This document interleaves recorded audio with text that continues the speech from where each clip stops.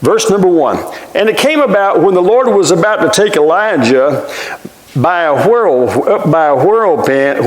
to heaven, that Elijah went with Elisha from Gilgal. Two similar prophet names, and I used to get them mixed up a little bit. Elijah, and then his successor, Elisha. Elisha was kind of a servant, following him around and doing whatever he needed to do for help, and he was helping Elijah during this time. Verse 2, Elijah said to Elisha, "Stay here, please, for the Lord has sent me as far as Bethel." He was in Gilgal, and he's telling him, "Stay here, Elisha. The Lord sent me as far as Bethel."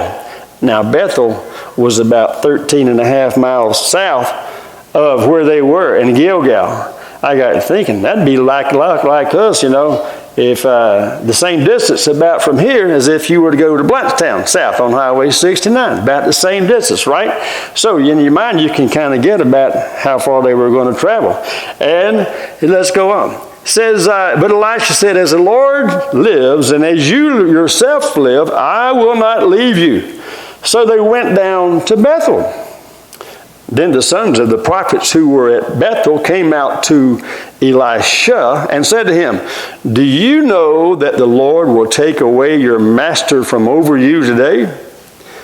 And he said, "Yes, I know. Be still." Some say, "Be quiet." The next verse. Elijah said to him, "Elisha, please stay here." Now they're at Bethel now. And he says, "Please stay here, for the Lord has sent me to Jericho." All right, so they left Gilgal, went down to went down to Bethel. And now Elijah says, "Look, I'm fixing to be going to Jericho. Now you, please stay here." Okay, now Jericho was east of Bethel, about 20 miles. And I got thinking, well, that's about like us. If we were to go from Blountstown to Hosford, that'd be about a 20-mile journey, right? So if you can get in your mind how far this was that they were going each time. And then he said, Elisha responds when he says, "Stay here at Jericho, as the Lord," or stay here at this place, "as the Lord lives, and as you yourself live, I will not leave you." So they came to Jericho. The sons of the prophets who were at Jericho approached Elisha and said to him, "Do you know that the Lord will take away your master from over you today?" And he answered, "Yes, I know. Be still." Then Elijah said to him, "Please stay here." Where's he at now? Jericho. "Stay here in Jericho, for the Lord has sent me to the Jordan," which was a river. Now, I looked on the map, looked it up. Jordan was east of Jericho, about another 6 or 7 miles. I looked on the map, east of Hosford, a few more miles. There's this body of water called Big Creek. Some of y'all might have heard of that before. Who's been to Big Creek? Anybody? I saw that last night. I said, I know Terry Enfield's going to know where that. He's probably been hunting down there on Big Creek. Anyway, there's bears and all down there. So anyway, that gets to be kind of the bear territory, the start of it. Or, well, it used to be the start of it. Now they're getting more prevalent around here.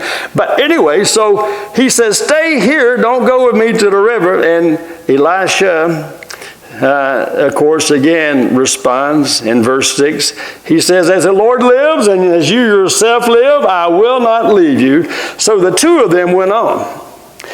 Now, let's just kind of read the rest of this. I won't be interjecting much here. Now 50 men of the sons of the prophets went and stood opposite them at a distance, while the two of them stood by the Jordan River.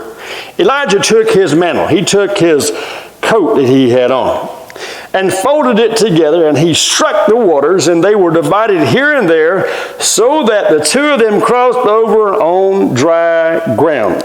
I've seen a lot of things. I've seen people hit the water with boat paddles and throw sticks in it. I even saw one day we were floating down the Chattahoochee River above Lake Seminole, and we were fishing, and it was the same boat that we used as a ski boat growing up, and there was an old ski laying in there, and there was a rattlesnake that had gotten in the water and was right on top of the water. And I remember my daddy taking that water ski and flattened it out on the water, a big pop, and it just exploded the head of that rattlesnake and killed him. I thought, well, that's something new. I've seen that, but I've never seen anybody take an overcoat, kind of fold it together and hit the waters, and the waters divide, and then they walk through on dry land. You ever seen that before? Probably none of us have. But it happened this day, and it says they walked over on dry ground through the Jordan River, probably about the same size, I'm guessing, as the Apalachicola or the Chattahoochee. And then in verse 9, when they crossed over, Elijah said to Elisha, "Ask what I shall do for you before I am taken from you." And Elisha said, "Please, let a double portion of your spirit be upon me." See, he had seen Elijah do all these miracles, and he knew it wasn't Elijah doing the miracles. He knew it's because of the power, the Spirit of God, and he wanted to be able to do that sort of thing. And God had done touched his life. He had already been anointed to take Elijah's place. So Elisha says, "I want a double portion of your spirit upon me." Verse 10, he said, "You have asked a hard thing." Boy, there's a message right there in those two verses. "You have asked a hard thing. Nevertheless, if you see me when I am taken from you, it shall be so for you. But if not, it shall not be so." As they were going along and talking, behold, there appeared a chariot of fire and horses of fire. And I haven't seen those before either. Anybody else seen a chariot of fire, horses of fire? But there appeared, and it says, they separated. It appeared, and which separated the two of them.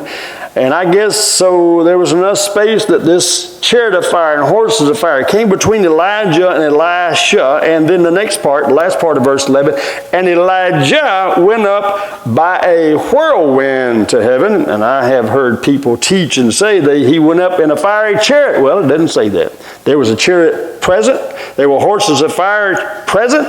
But it says he went up by a what? Whirlwind.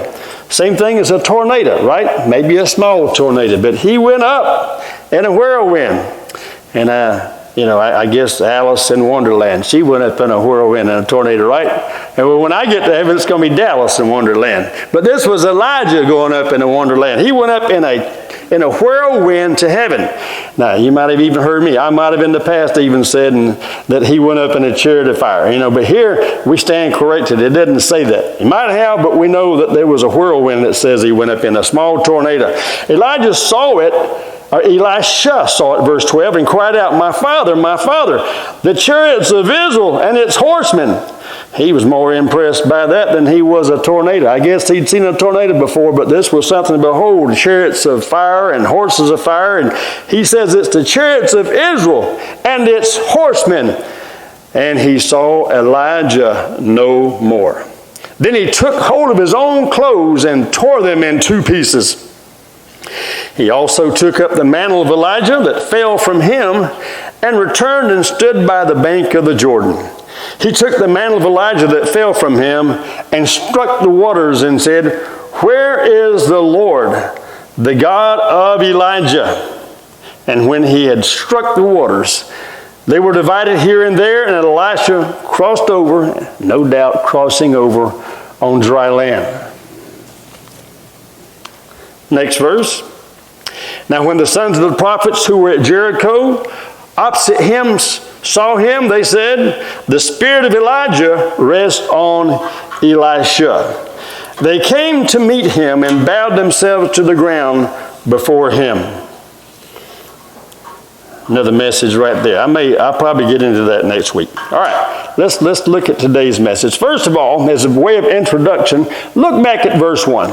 It says, "And it came about when the Lord was about to take Elijah up by a whirlwind to heaven." Now, let me give you some background facts here. Fact number 1, Elijah was about to draw his last breath on earth. He was about to leave the earth and enter into heaven. Here's another fact. Elijah had prayed back in 1 Kings 19 that God would take his life back in 1 Kings 19. Elijah wanted to die. This was after praying down fire on top of Mount Carmel, and then praying up a storm afterwards in 1 Kings 18, literally praying up a storm.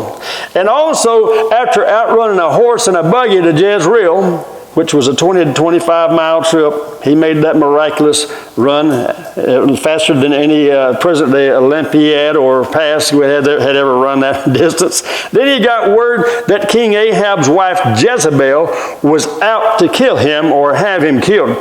She was a little upset that after he had prayed down fire on Mount Carmel, that he had killed all the 400 prophets of Baal, and he had probably killed 450 Asherah prophets as well. And that's what I believe. It doesn't say that, but it does say, following that event in chapter 19, 1 Kings 19, verse 1, says he had killed all the prophets. So 450 Baal prophets were there, but there were also, if you mention all of them, there were 450 additional prophets of Asherah. And some people have said this was her, Jezebel's prophets, and the other one belonged to Ahab. Now, I don't know where they get that, but that's what was mentioned. And maybe that's why she was as mad as she was and out to destroy Elijah now. So, he's in 1 Kings 19. After that, he's running for his life, and after he had run as far as he could, verse 4 says, but he himself went a day's journey into the wilderness and came and sat down under a juniper tree. And he requested for himself that he might die, and said, O Lord, take my life. So the fact was that he had already prayed for God to take his life. He wanted to die. But the Lord was not quite finished with Elijah at this point, and the Lord strengthened him and gave him other assignments to complete. Here's another fact. Elijah's prayer of 1 Kings 19, verse 4, was about to be answered right here where we opened up and just referred to verse 1. When it came about, the Lord was about to take Elijah by a whirlwind to heaven. God at that point was answering this prayer. Now, I'm going to list this. I've got it entitled Supposition. Elijah was aware that he was about to live his last day on earth. We can see that, and we'll discuss that in some of the speech, the text that's below this point. But I don't think, even though he was aware he was about to take his last breath on earth, I don't think he knew he would leave in a whirlwind or that a chariot of fire and horses of fire would be present. I think he knew his time was up. And God had revealed that to him because he said, the Lord has told me to go here. The Lord has told me to go there. And he was going to depart. He felt like, I believe, that he was going to depart like everyone else had that he had known up to this point. And that was through the vehicle of death. And I think what he has to say in the verses that follow supports this. And so that is an introduction. And the title I have put on this is Departure of a Loved One. Departure of a loved one. Now, the first thing I want us to look at that will support, for me, the way I feel about this, what is going on here. The revelations of repetition. There's a lot of repetition here. Did you catch on to that? These people were saying the same thing at the different places. Did you catch on? Repetition. And for me, when I see repetition, boy, I start paying attention. You know, somebody said a long time ago, if God says it one time, you better listen to it. If he says it 2 times, you better really listen to it. If he says it 3 or more times, boy, you better really, really, really listen to it and maybe even write it down, underline it, okay? So there's something there, and that's the reason God gives repetition. He wants something to be noticed here. And let's look at this first part, or the first thing that's repeated that I want to point out, not the only one, but there's the repeated phrase of Elijah to Elisha. Each time Elijah was about to leave. And I've already kind of mentioned it. 3 times Elijah said to Elisha as he was about to depart these places, stay here. Now, why does he say this? I think it's because he thinks he is about to experience death, and knowing of all the different ways to die, that none of them are pleasant. People that die of pneumonia, that's not a pleasant thing. People that die of brain tumors, that's not a pleasant thing.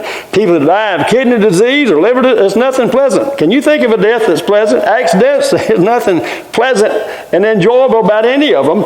And he didn't want Elisha to watch him die. That's what Dallas thinks. It's not a pleasant thing. So this, I believe, is why he says to Elisha in verse 2, stay here. And he adds the word please. He gets a little more personal the second time in verse 4 where he says, Elisha, please stay here. And then again in verse 6 as he's about to depart, please stay here. He didn't want Elisha, I believe, to watch him depart, and he felt like his departure at this point, I believe, was that he was going to die. He knew he was fixing to draw his last breath on earth, but I really don't believe, there's nothing in Scripture that indicates, he knew it was going to be by a whirlwind or with the presence of chariots and horses of fire. But here's another fact we know, and I haven't mentioned this one. Here's another fact. Elisha knew Elijah was about to draw his last breath on earth. I can prove that. Look at the repeated word or phrase each time. The sons of the prophets at each location came to Elisha, and the same response was given by Elisha. He said, which to me indicated, I don't think he knew his life would. Let's just look at them. Twice, word for word, we see two different groups referred to as the sons of the prophets saying or actually asking the same thing to Elisha. Excuse me. Which is another repetition. They asked him the exact same thing. They said in verse 3, do you know that the Lord will take away your master from you, over you today? And then they asked the same thing in verse 5 after arriving at Jericho. Do you know that the Lord will take away your master from over you today? Do you know that this is going to be it for Elijah? He's fixing to be gone. And he gives the same exact response each time. Let's look at him.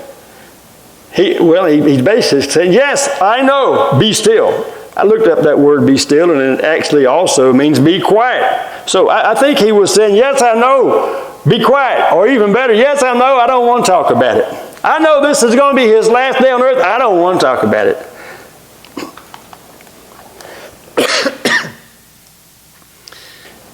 Yes, it's true, but let's not talk about it. Just thinking about it, just thinking about the fact that he was never going to be able to see Elijah again was painful, and probably he couldn't bear the pain of having to talk about it at this point in time. So he quickly let these people know this. And then there's a repetition of Elisha's response to Elijah each time he was told to stay here. Stay here, please. Verse 2, when he's told to stay here, same response he gives each time. As the Lord lives, and as you yourself live, I will not leave you. That was at Gilgal. When they are at Bethel. And again, Elisha is told, stay here. He says, as the Lord lives, and as you yourself live, I will not leave you. And then finally in verse 6, when Elijah is about to go to the Jordan River, Elisha is told, stay here. And he says, as the Lord lives, and as you yourself live, I will not leave you. 3 times, same thing. My interpretation, he said, look, Elijah, I know you're about to draw your last breath. I know your time on earth is up, but I want to spend every last minute I can with you. I want to be with you when you draw that last breath. I know it won't be a fun time. I know it might be painful for me to be there present and watching, but I want to be with you until the very end. If I have to walk to Bethel for a whole day, if I have to spend another night walking with you to Jericho, if it means going even further to the Jordan River, I'm going. I'm not going to leave you.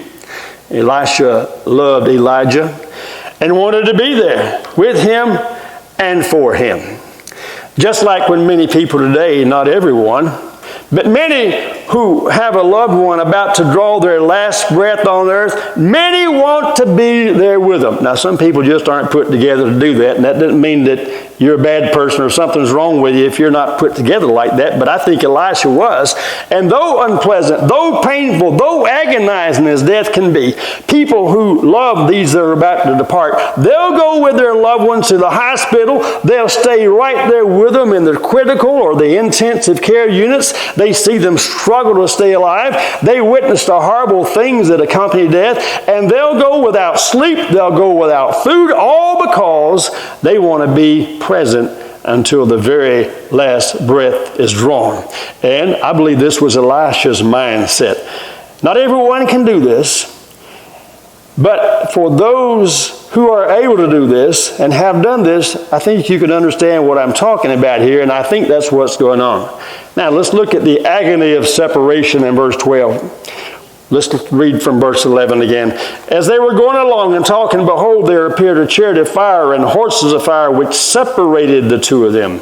And Elijah went up by a whirlwind to heaven. Elisha saw it and cried out, my father, the chariots of Israel and his horsemen. And he saw Elijah no more. Then he took hold of his own clothes and tore them in two pieces. I used to wonder, why in the world was he doing this? But as I was preparing this and I was thinking back, I think I'm correct in saying that every time in Scripture when someone is seen tearing their clothes, it's a result of some sort of emotional distress.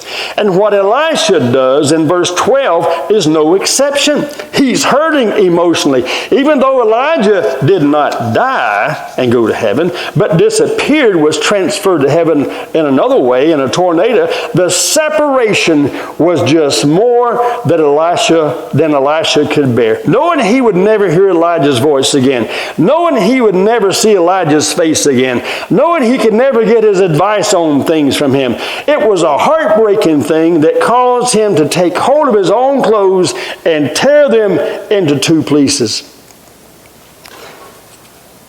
Verses 13 and 14, the power to move on.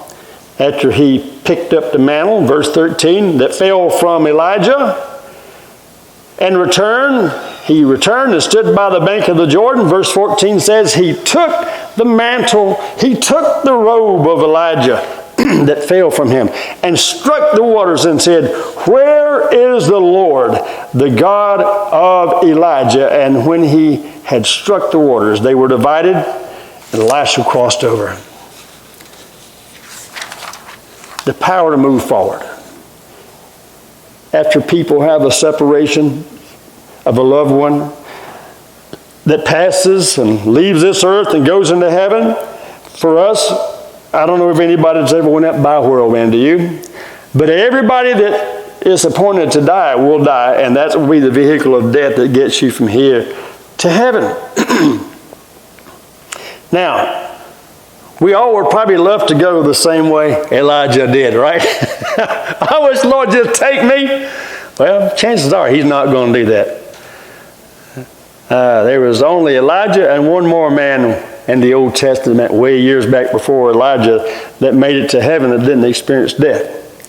And even Moses experienced death. He died on the top of the mountains and the angels buried him, it says. So he died and was buried, but this man went on up to heaven. Now for you and I, we may not get to have a whirlwind that just takes us up into heaven.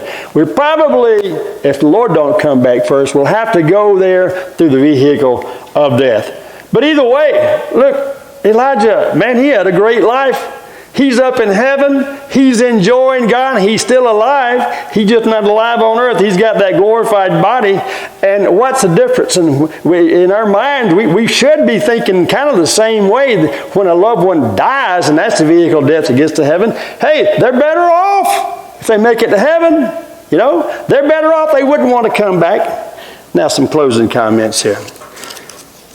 Some people have trouble moving on when somebody passes away in the family or a friend.